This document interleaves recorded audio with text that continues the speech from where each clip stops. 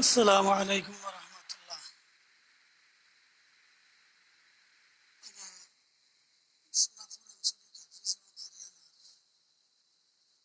যেগুলা বাচ্চা কিন্তু মা বাবা নাই, কেউ ওর বাপ আছে, মা নাই, মা আছে, বাপ নাই, কিছু আছে আপনার মা বাপ নাই,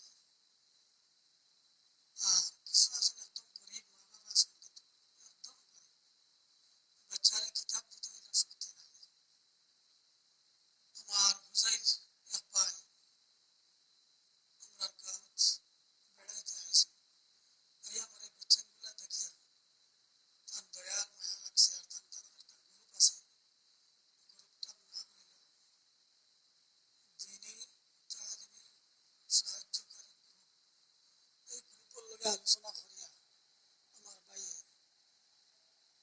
কিছু একটা পয়সার অংশ আনিয়া আমার এই বেচার সামনে কিতাব কিনিয়ে আনিয়ে আজকে তাহার হাতে দিছ।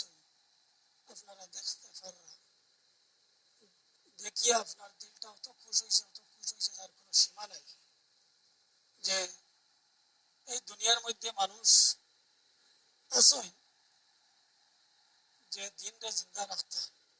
আর আমার ভাইয়ের যে গ্রুপটা খুলছ, আমি আল্লাহ তবরক তাআলার কাছে এই মাদ্রাসার বাচ্চাগুলা নিয়া খাস দোয়া রাখবো যাতে আল্লাহ তবরক তাআলা তাদের গ্রুপটারে কবুল করে আর আমার মাদ্রাসা খানটা কিয়ামত পর্যন্ত কায়েম আর দায়েম রাখে।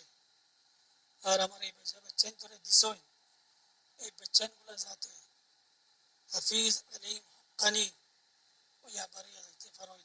আমার ভাইয়ে কোনো বয়ান করছেন, তারা বহুত সহায় করা, আরো বেশি বেশি করে সহায় করার আল্লাহ তবরক তাআলা আমার এই বয়ান্তর গ্রুপটারে, আমার এই বয়ান্তর মেহনতরে আল্লাহ তবরক তাআলা কবুল করতো।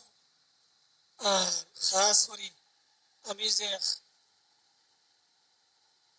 নালায়েক এক মাদ্রাসার খাদিম হিসাবে আল্লাহ তবরক তাআলা আমার কবুল করতো।